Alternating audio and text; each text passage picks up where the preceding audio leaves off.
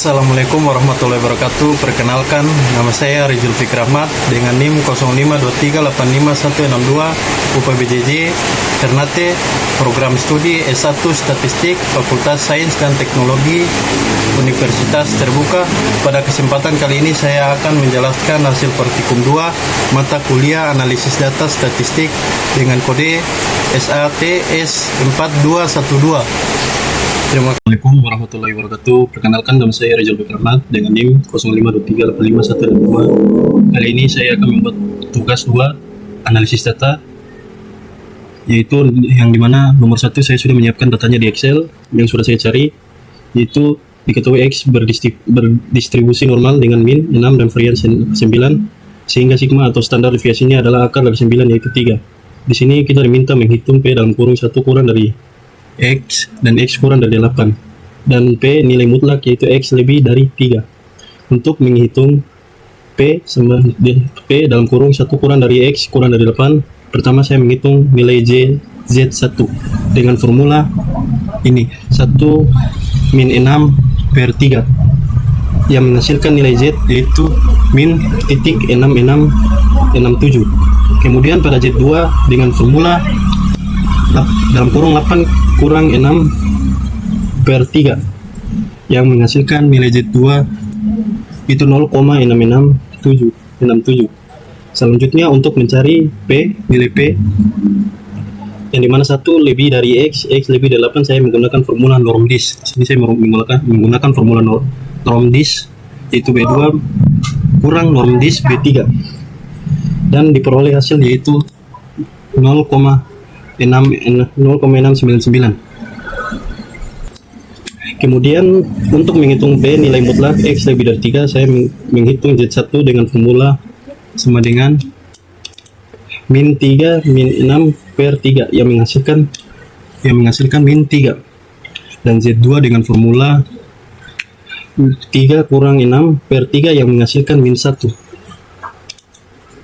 Lalu menggunakan formula norm dis, B dalam kurung 16 B7 sini, B7 tambah 1 kurang norm dis B8,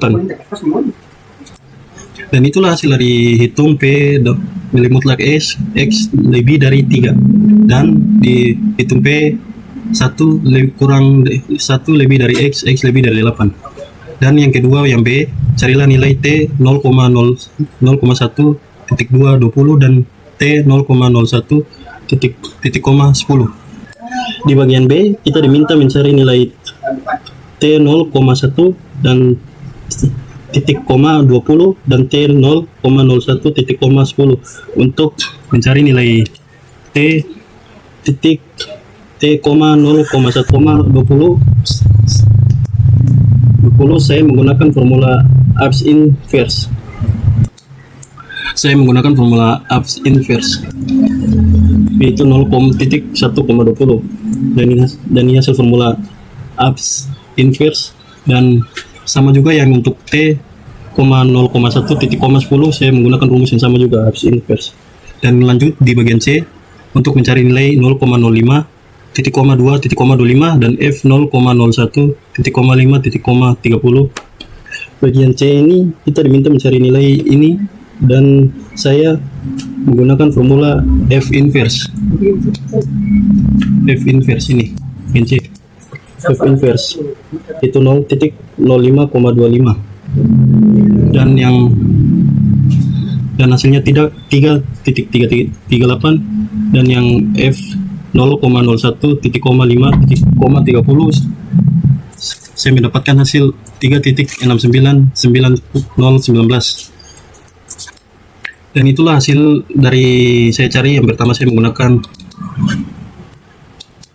yaitu 1 kurang 6 per 3, dan Z2 ini saya menggunakan 8 kurang 6 per 3, dan untuk P dalam kurung 1 lebih dari X lebih dari 8 saya menggunakan norm dis kurang norm dis, dan yang Z1 yang ini hitung nilai P saya menggunakan min 3 kurang 6 per 3 dan hasilnya min 3, dan Z2 yaitu 3 kurang 6 per 3 dan hasilnya min 1, dan nilai P-nya itu 0,0.84 yang menggunakan rumus norm dis ditambah dengan 1 kurang norm dis, dan nilai T juga ini, dan nilai Yang bagian C juga ini saya menggunakan rumus ini. Selanjutnya kita akan beralih ke soal nomor 2 yang dikerjakan menggunakan RStudio. Soal ini menggunakan data jumlah penduduk miskin dalam ribuan jiwa menurut provinsi tahun 2005 dari Badan Pusat Statistik, yang dimana poin A kita disuruh pengujian pertama adalah menguji apakah rata-rata penduduk miskin perdesaan semester 1 sama dengan semester 2. Karena data berasal dari provinsi yang sama di dua waktu berbeda, maka digunakan uji T berpasangan atau Pirate T-test ini. Pirate T-testnya itu data perdesaan garis bawah SEM 1 dan perdesaan garis bawah SEM 2. Dari output RStudio diperoleh nilai p-value sebesar 0,002283. Karena p-value kurang dari 0,05, maka kita tolak H0, artinya ada perbedaan signifikan rata-rata penduduk miskin perdesaan antara semester 1 dan semester 2.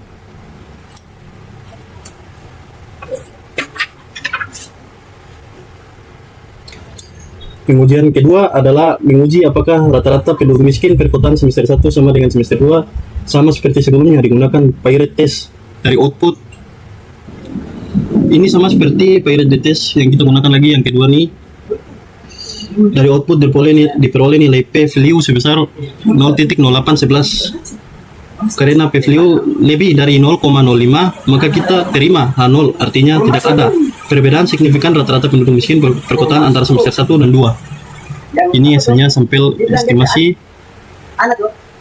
Dan yang uji C, pengujian ketiga adalah menguji apakah rata-rata penduduk miskin perdesaan semester 1 sama dengan perkotaan semester 1. Karena membandingkan dua kelompok wilayah yang berbeda, maka digunakan uji T, dua sampel independen. Dari output diperoleh p-value sebesar dan dapat p-value sebesar 0.7153. Karena p-value lebih dari 0,05, maka kita terima H0, artinya tidak ada perbedaan signifikan antara rata-rata penduduk miskin perdesaan dan perkotaan pada semester 1. Dan di uji D ya, atau pengujian keempat adalah menguji apakah rata-rata penduduk miskin perdesaan semester 2 sama dengan perkotaan semester 2. Itu digunakan uji T, dua sampel independen. Dari output diperoleh nilai p-value sebesar 0.7673. Karena p-value lebih dari 0,05, maka kita terima 0, artinya tidak ada perbedaan signifikan antara rata-rata penduduk miskin perdesaan dan perkotaan pada semester 2. Dan ini hasilnya.